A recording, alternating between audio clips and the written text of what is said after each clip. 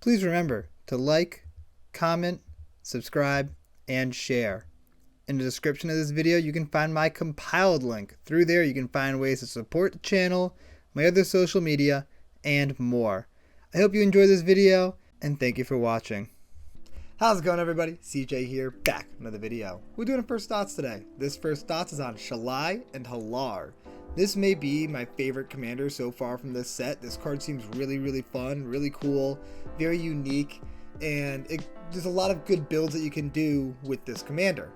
The categories I'm going to be talking about today are combos, first of all, because there's a few cards that just go infinite with this commander, which is nice. Then we're going to talk about some +1/+1 counter synergies, some synergistic cards for that. A Hydra build, because this seems like a great commander for a Hydra tribal deck, since Hydras tend to enter the battlefield with a ton of +1/+1 counters on them. Instead, they'll enter the battlefield with a ton of +1/+1 counters on them and then deal that much damage to some player. That seems fun. That seems great. After that, I'm going to talk about a modular build, because this also seems like a great modular deck. Being able to sacrifice and reanimate a bunch of artifact creatures that'll move counters around all over the place. This could be really good for that. And then I got a bunch of one-off cards. So we're just going to hop right on into this and start off with the combos. I've got 3 cards that I found that work really well with this commander for an infinite combo. First of all, you have the Red Terror. The way the Red Terror works with Shalai and Hallar, if you deal damage to an opponent with a red source, you'll put a +1/+1 counter on the Red Terror. That means Shalai and Hallar will see a +1/+1 counter going on a creature you control, and so Shalai and Hallar will deal 1 damage to a target opponent. The Red Terror will see a red permanent you control dealing damage to an opponent and put a counter on itself, and so on and so forth. And it will just do infinite damage to all your opponents and you win the game. After that, we have Phyrexian Devourer. Similarly, you can exile top card of your library, put counters on Phyrexian Devourer equal to the mana cost of that card, and Shalai and Hallar will deal damage to an opponent, and you can just repeat that and exile another card and exile another card. With the sacrifice trigger on the stack for Phyrexian Devourer, you can continue to exile more cards and just nuke all your opponents by exiling your deck. That seems like a great win con. And the last infinite combo I wanted to mention was with Heliod Suncrowned. This card seems perfect for this deck. You can give Shalai and Hallar lifelink, alright, seems good. And then whenever you gain life, you put a +1/+1 counter on target creature or enchantment you control. So if you deal damage to Shalai and give Shalai lifelink, you'll gain that much life back. And then Heliod will say, oh, put a counter on creature you control. Put that counter on Shalai. And then Shalai will see that happen and deal damage to an opponent. And lifelink will trigger, and boom, boom, boom, boom, boom, your opponents are dead again. Those are 3 amazing cards for this deck that can just win you the game outright. Very good includes for this deck. I love having an infinite combo in the 99 just to close out a game if you really need to. And you're in colors that are really good at tutoring out creatures, so these are all creature-based combos.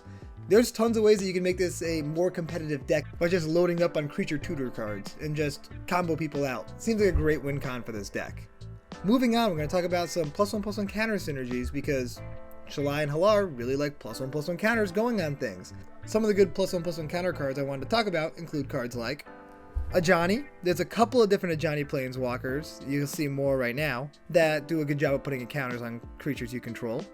Ancient Bronze Dragon can potentially just kill somebody. Very powerful card there. Angel Fire Ignition is a pretty cool card. It gives you a bunch of different keywords along with some counters, and it's got flashback. Ascendant Acolyte. Ashling, this seems like the perfect deck for Ashling. It fits really well into the idea of this deck. Avenger Zendikar can make a bunch of tokens, and then every time you play a land, you'll get a bunch of counters and then a bunch of Shalai triggers. Bane of Progress, just great artifact and enchantment removal that can deal a ton of damage at once as well. Bright Palm seems like a great no-brainer include in this deck. Broodlord, very sweet card. Cathar's Crusade, especially if you're going a little wider creature-wise, could be very powerful in this deck. Clay Champion gives you a lot of utility where the counters go. Crystalline Crawler can get you a bunch of counters and also turn those counters into mana. Felidar Retreat can help you go wide and then also help you create a bunch of counters. Taurian Mauler, Forgotten Ancient, and Mana Gorger Hydra seem perfect for this deck. They'll just continuously get counters whenever spells are cast. And Forgotten Ancient lets you move those counters around, which will give you another trigger. Gyre Sage can end up being an amazing mana dork. Halana and Elena seem fantastic. If you put a bunch of counters on them, then they'll just be able to make your creatures significantly bigger. Colonian Hydra will be able to just deal tons and tons of damage just by doubling its counters over and over and over again. Minsc Boo seems like a no-brainer in the deck. Rishkar is nice because it also turns your creatures with counters into mana dorks. Selfless Squire will basically turn into a deflecting palm on a stick that also just gets huge. I love that card. That seems like an awesome include for this deck. Walking Ballista can turn those counters into additional damage, so you get double damage off your counters, which is nice. Wildwood Scourge will just continuously get bigger and bigger and bigger.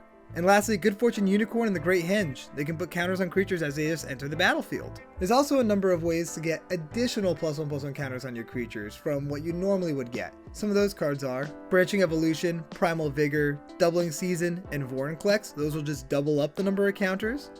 You have Conclave Mentor, Hardened Scales, Lae'zel, the new Ozolith, and Pier, which will just give you an additional +1/+1 counter, which is still very nice. And if you do go with a very heavy +1/+1 counter strategy, there's a bunch of cards that just synergize really well with putting +1/+1 counters on creatures. Some of those are Animation Module to make a bunch of tokens, Bajri's Lieutenant for a little protection, Hamza, make your spells cheaper, Iridescent Hornbeetle, I run this in my Hydra deck and it is nuts, Scurry Oak, Sigarda's Summons just to buff up your creatures whenever they have counters on them.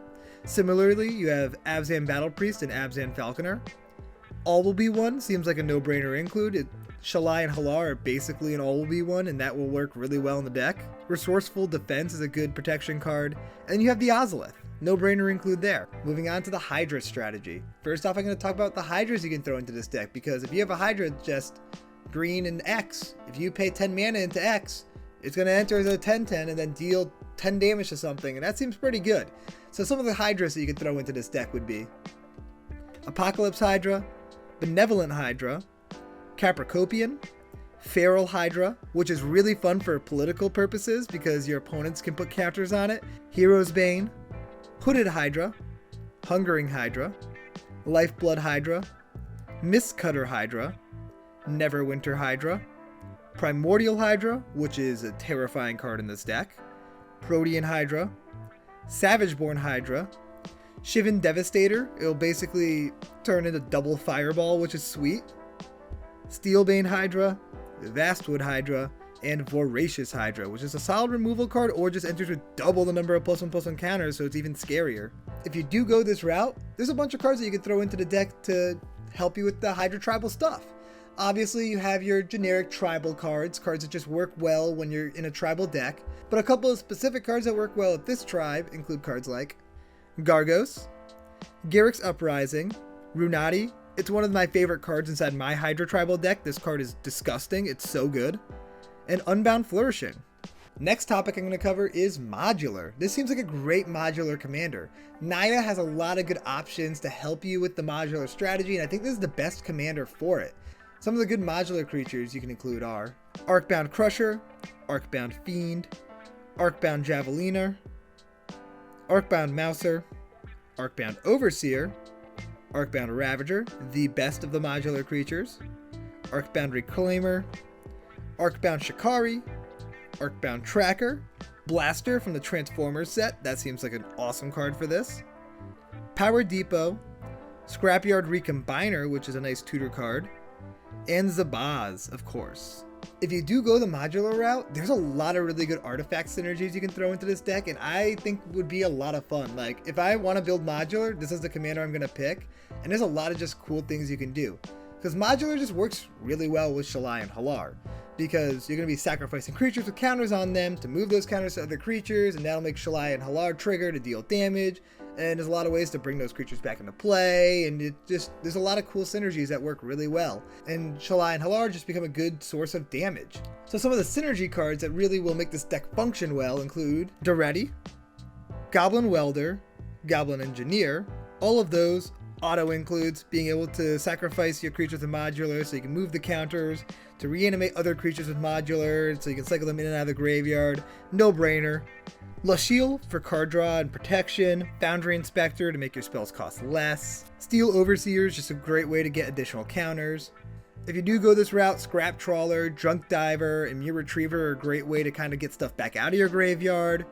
Murderous Gearhulk is a fantastic card to kind of cycle in and out of your graveyard because it's technically not modular, but it's 4 +1/+1 counters that it gets to put on things. Feldon seems pretty cool as a pseudo reanimate style card. Osgear, a sack outlet and reanimation. Shimmermere for flash. Thronageth, a fantastic sack outlet for this deck because it lets you proliferate, and proliferate seems like a perfect mechanic for this deck. And Thopter Shop for some additional card draw. Now we're going to move on to the one-off cards. The first one-off card I want to talk about is Mael's Aria. This is just a win con in the deck that also will put +1/+1 counters on things and give you additional upside. Really cool card. There's Goblin Raise Runners, which can end up dealing tons and tons of damage as long as you can get counters onto it. I think this is a good deck to find a way to put counters onto it, and then it can get you counters by sacrificing lands in the late game if you get mana flooded. There's a few cards that work really well with modified creatures, and creatures with +1/+1 counters are modified.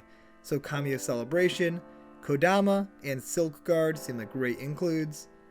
There's a few cards that turn damage into additional +1/+1 counters, like Vigor, Jared, and Phytohydra. Those seem great for this deck because you'll be able to block your opponent's creatures forever and just get additional counters and be able to dome people in the face with the +1/+1 counter damage. You can also use these creatures as political tools. With Vigor in play, you can just say, hey, you attack me with your creature, I'll block, and I'll redirect the damage after I get the counters to so-and-so's face. Seems good. Chandra's Incinerator is a great way to convert the damage to your opponent's faces into additional damage to their creatures. Keen Sense and Snake Umbra can give you extra card draw. Contagion Engine, Karn's Bastion, Staff of Completion, and Sword of Truth and Justice provide proliferate. And proliferating seems unreal in this deck. Being able to just add additional counters to everything you have all at once can end up being a lot of damage if you have a lot of creatures in play. Grafted Exoskeleton is a fantastic win con in this deck because you can just suit up Shalai and Hallar. Boom, you have a flyer with Infect, and whenever you put counters on things, you're going to be dealing Infect damage. You'll be able to kill people extremely quickly with Grafted Exoskeleton. If you give Shalai and Hallar lifelink, and they deal damage to an opponent due to counters being put on a creature you control, you'll gain that much life back. So Witch's Clinic and Shadow Spear can do a great job at keeping your life total high. And that is everything I have for Shalai and Hallar. This commander seems really fun. I'm excited about this card, and I think that it's a really cool Naya commander, and it's pretty unique. I hope you guys enjoyed this video, and I'll see you next time. Peace out, everybody.